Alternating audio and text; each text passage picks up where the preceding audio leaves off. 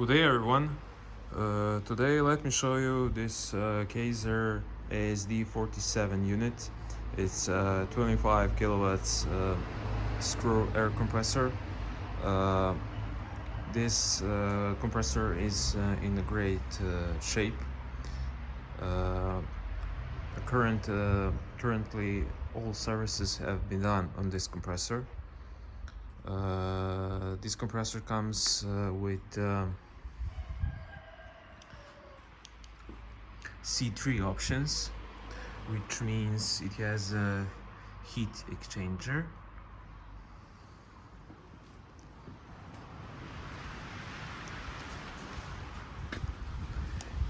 It's currently around 90,000 hours and 50,000 hours under load. Let's open the enclosure to see the inside of the compressor.